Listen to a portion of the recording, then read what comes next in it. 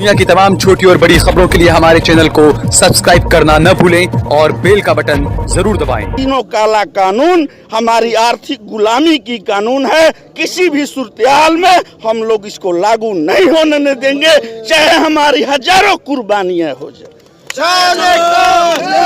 हम लोग इस आत्मा की आवाज के साथ हैं और रहेंगे, अंतिम दम तक न रहेंगे और सरकार की घुटनों पर ला करके तब दम लेंगे।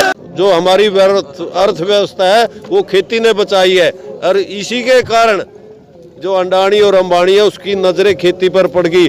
जब भी आंदोलन होता है देश में कुछ मांगने के लिए होता है, लेकिन किसान का ये आंदोलन जो सरकार दे रही है उसको वापस कराने का आंदोलन है। ये आप देख रहे हैं देश लाइव, देश की आवाज। ये सिंघू बॉर्डर है, यहाँ पर भी किसान जमा है।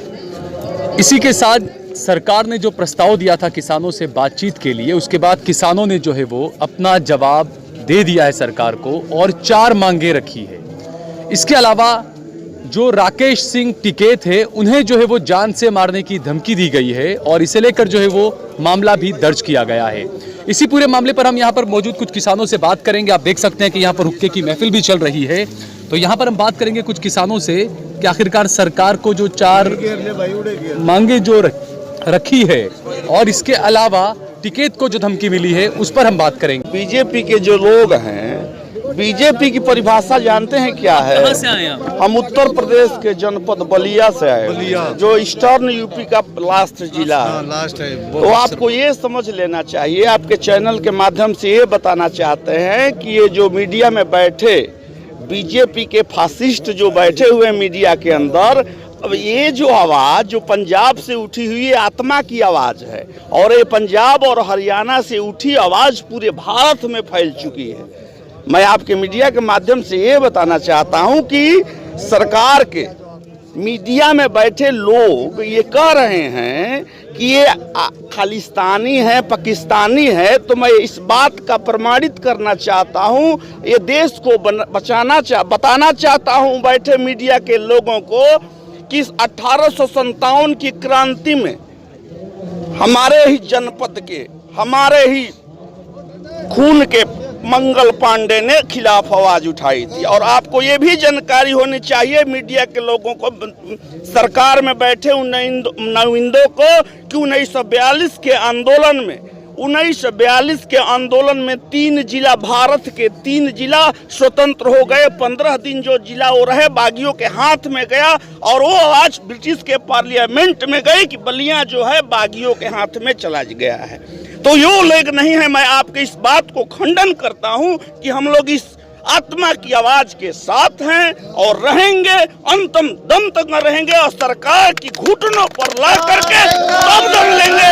और सरकार क्या जानती है? सरकार ये जानती है कि हम तरह तरह का कोरोना का और तरह तरह का कोरोना के आवरण को दिखा करके हम हमारे ये जो अन्नदाता हैं, हमारे ये जो किसान हैं, जमीन से जुड़े जो धरती को चीर करके अन्न निकालते हैं, उनकी आवाज को दबा देंगे। तो ये आवाज दबने वाली नहीं है, क्योंकि भारत के अंदर 70% किसान रहता है, 30% लोगों का 30% शहरों में लोग निवास करते हैं। अभी मैंने समाचार में पढ़ा है कि उद्योगपति सुप्रीम कोर्ट जाने वाले हैं। अरे तुम सुप्रीम कोर्ट क्या जाओगे? तो तुम्हारा तो डायरेक्ट संबंध प्रधानमंत्री मोदी जी से है। तुम्हारी कंपनी बंद हो जाने से देश संकट में नहीं आएगा, लेकिन अन्न पैदा नहीं होगा तो देश संकट में आ जाएगा। मैं इस बात को बताना चाहता हूँ देश के सेंट्रल गवर्नमेंट सरकार को, यही सरकार है, यही सरकार है कि एक बार अन्न की लाला पड़ी थी। अन्न पर जिस समय लाल बहादुर शास्त्री जी प्रधानमंत्री थे तो उन्होंने आकर के अपने परिवार में बोला था कि भाई देश के सामने अन्न का संकट आ गया है, हम लोग एक टाइम का खाना खाएं। ये लाल बहादुर शास्त्री जी ने कहा था कि एक टाइम हम खाना खाएंगे। और दूसरी बात, देश के प्रधानमंत्री लाल बहादुर शास्त्री जी ने ही कहा था कि जब संकट की घड़ी आती है और देश का जो शुभचिंतक होता है, देश का जो नेतृत्व करता है, वो कहता है कि भाई देश पर संकट आ गया है, राष्ट्र पर संकट आ गया है, उन्होंने ही नारा दिया कि जय जवान जय किसान। जो आज पूरे भारत के अंदर लग रहा है। और मैं बता देना चाहता हूं बैठे मीडिया के माध्यम से उन बैठे नुमाइंदों को बता देना चाहता हूं कि ये जो रणनीति है, तीनों काला कानून हमारी आर्थिक गुलामी की कानून है। किसी भी सूरत-ए-हाल में हम लोग इसको लागू नहीं होने देंगे, चाहे हमारी हजारों कुर्बानियां हो जाए। जिस तरीके से सरकार की तरफ से हर तरह से कोशिश की जा रही है दबाने की और बदनाम करने की, बीजेपी के मोदी के जो नेता हैं, सरकार के जो मंत्री हैं, और बिगुड़ी जिनका एक बयान आया था, दिल्ली के जो मंत्री हैं बाकायदा किसानों को गाली दे रहे थे। तो एक तरफ मोदी जी जहां पर बात करते हैं कि मैं आपको गले लगाऊंगा, मैं आपसे बात करूंगा, दूसरी तरफ उनके जो मंत्री हैं, उनकी पार्टी के जो नेता हैं, वो जो है वो सारे किसान जो अपने अधिकार के लिए बैठे उन्हें आतंकवाद से, खालिस्तान से जोड़ रहे हैं, डराने धमकाने की भी कोशिश कर रहे हैं। देखो, ये बड़े दुर्भाग्य की बात है देश के लिए। जो किसान की आवाज़ उठाता है, हमारे चौधरी साहब नरेश जी टिकैत जी बॉर्डर पे बैठे हुए हैं, उनको धमकी दे रहे हैं, तो वो खाली नहीं बैठे हैं, सुनने नहीं बैठे हैं। उसके ऊपर लाखों लाखों किसान अपना खून बहा देगा। जो सरकार ने उसकी तरफ किसी ने भी अंगली उठाई तो हमारे नेता, हमारे जो किसानों की अगुवाई कर रहे हैं हमारे टिकैत साहब, तो उसके ऊपर किसी ने आंगली भी उठाई तो किसान अपना लाखों लाखों अपने खून बहाने के लिए तैयार बैठे हुए हैं। सरकार ये बात मनसा छोड़ दो, भाई धमकी से किसान डरने वाला है, धमकी से नहीं डरेगा। धमकी से कैसे डरेगा? ये हमारी रोजी रोटी का सवाल है, हमने देश बचाना है।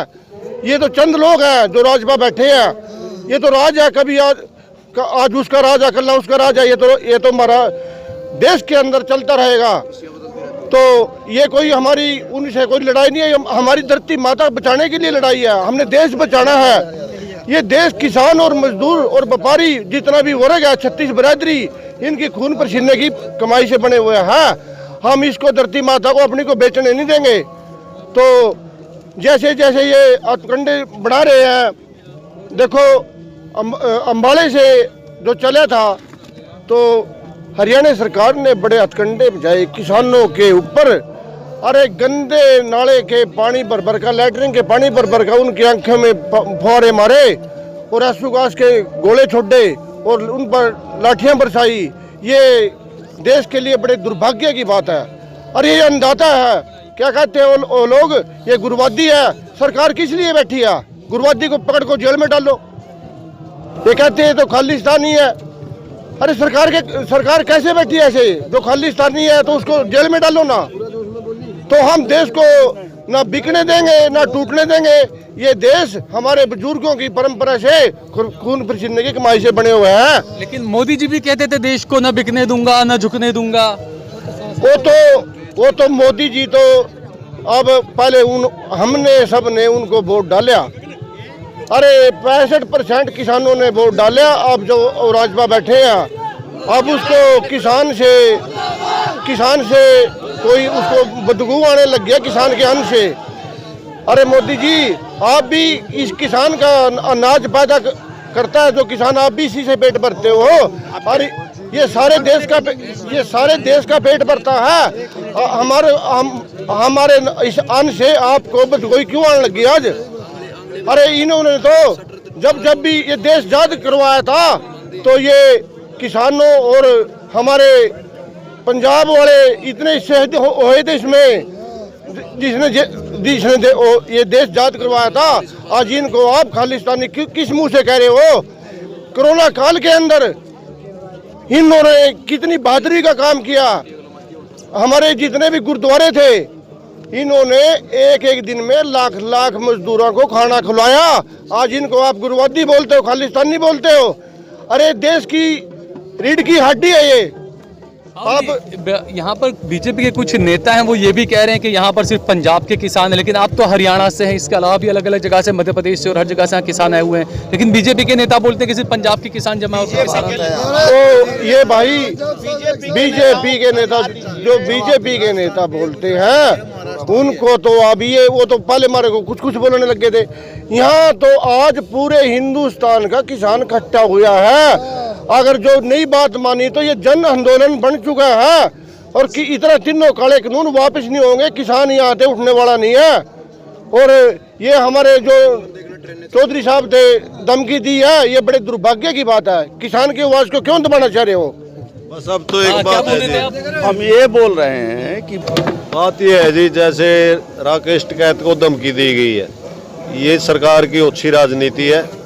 हमें पहले मालूम था वे सरकार को इनको हथकंडा अपनाएगी। हम निंदा करते हैं सरकार की भी और धमकी देने वाले की भी। रही बात जी, जब सरकार 1 महीना और 1 दिन हो गया आज इतनी सर्दी में किसानों को बैठे हुए, सरकार सुन नहीं रही, तो इसके लिए तो एक्शन लेना ही पड़ेगा, कुछ न कुछ आगे कदम बढ़ाने पड़ेगा। इसलिए ये फैसला लिया गया भाई 30 तारीख को ट्रैक्टरों से एक रैली निकालें ताकि सरकार की आंखें खुल जाए। भाई किसान की जो काले कानून है उनको वापस लेके बातचीत के लिए न्योता तो आ गया। 29 तारीख को मीटिंग होगी, जो सरकार ने लेटर भेजा है उसके ऊपर, तो देखते हैं भाई 29 के बाद क्या फैसला होगा, सरकार कहां तक बातों को मानती है या नहीं मानती है। उसके बाद फिर और आगे की रणनीति की जाएगी और किसान आगे कदम बढ़ाएंगे। नहीं, जैसे आपके आंदोलन को जो है वो 1 महीना तो हो चुका है, 1 महीने में आज तक तो सरकार ने जो आपकी मांगे थी उनमें से कोई भी मांग मानी नहीं है। सिर्फ मौखिक तौर पर कहा गया कि हाँ भाई हम MSP दे देंगे, इसके अलावा इससे आगे कुछ बात बढ़ी नहीं है। 1 महीना पूरा हो चुका है और जो किसानों ने कहा है कि अब यहाँ से यात्रा निकाली जाएगी और यहाँ से सिंघू बॉर्डर से टिकरी बॉर्डर आगे जाएंगे आप लोग, वहाँ से मुजफ्फराबाद, तो जिस तरीके से इससे पहले भी कई बार हुआ है कि किसानों पर लाठियां बरसाई गई, गोलियां चलाई गई, आंसू गैस के गोले दागे गए, तो आप लोगों को क्या लगता है? हो सकता है जी, सरकार पर सभी तरह के तंत्र हैं, सरकार कुछ भी कर सकती है, लेकिन किसान यहाँ से हिलेगा नहीं बिल्कुल भी। जब तक ये तीनों काले कानून वापस लेकर और वार्ता नहीं करते, हमारी सरकार से यही मांग है भाई ये तीनों काले कानून वापस लेके और कृषि वैज्ञानिकों ने और किसानों ने बीच में बिठा के आगे कानून बनाया जाए ताकि देश के किसान के लिए भी अच्छा हो और देश के लिए भी अच्छा हो। जो ये सरकार है चाले चलनी है, रात भी हमारे पास, हम वहाँ पीछे बैठे हैं, एक शायद CID का था, कोई था कर्मचारी, वो कह रहा था भाई रात को कुछ भी हो सकता है, न्यू आप यहाँ से चले जाओ ना। ऐसे भी सरकार ने डराने की और धमकाने की यहाँ कोशिश की जा रही है, लेकिन किसान ऐसी बातों से नहीं डरेगा, क्योंकि हम तो सिर्फ मरने के लिए आए हैं। या तो सरकार हमारे ये मांगे मान ले, हमारा अधिकार है। जो जुल्म तो ये है जी, यहाँ कुछ मांगने के लिए नहीं आए, जो सरकार दे रही है उसको वापस कराने के लिए आए हैं। जब भी आंदोलन होता है देश में कुछ मांगने के लिए होता है, लेकिन किसान का ये आंदोलन जो सरकार दे रही है उसको वापस कराने का आंदोलन है। ये दुनिया में सबसे बड़ा और सबसे शांति प्रिय आंदोलन है, लेकिन सरकार ओछे हथकंडे अपनाने पर तुली हुई है। कभी धमकाने की कोशिश करती है, अफवाह फैलाती है, भाई ये तो पाकिस्तानी है, ये तो चाइना से है, इनका फंड बाहर से आता है, फंडिंग करते हैं, ये करते हैं। कुछ नहीं है, किसान सारे संपन्न हैं, अपने घर से अपने गांव से सारा सामान सुविधा लेकर यहाँ आ रहे हैं, किसी का सहारा नहीं। किसान जो औरों को भूखों को रोटी खिलाता है, किसान दूसरे पर क्यों आश्रित रहेगा? ये देश का पेट भर रहा है। ये सरकार ये अच्छी राजनीति करना छोड़ दे और किसान की बात मान ले, क्योंकि किसान है तो हिंदुस्तान है, किसान के बगैर हिंदुस्तान का कोई अस्तित्व नहीं है। मोदी जी कोरोना के अंदर सभी तरह बड़े बड़े उद्योग जो आज उनकी कॉरपोरेट जगत की चर्चा कर रहे हैं, सभी उद्योग बंद हो गए थे, सारे फैल हो गए थे, अरे दुकानें भी बंद हो गई थी। लेकिन खेती एक ऐसा धंधा था जो 24 घंटे किसान खेत में खड़ा होकर कमाया उसने, और देश में कोरोना के अंदर कोई भूखा नहीं रहने दिया। और अर्थशास्त्रियों ने भी ये साबित कर दिया भाई जो खेती की अर्थ जो हमारी अर्थव्यवस्था है वो खेती ने बचाई है। और इसी के कारण जो अंडानी और अंबानी है उसकी नजरें खेती पर पड़ गई। भैया हमारे उद्योग तो बंद हो गए, लेकिन खेती में फिर भी प्रॉफिट निकला। ये किसानों से जमीन घोषणा चाहते हैं, लेकिन उनको पता नहीं है ये जमीन, ये धरती किसान की माँ होती है। जो किसी की माँ के साथ छेड़खानी करता है वो बर्दाश्त नहीं करता। आज किसान भी उसी जोश में है, जो हमारी जमीन के बारे में बातें करेगा ये बात किसान शायद नहीं करेगा। आप देख रहे हैं देश लाइव, देश की आवाज।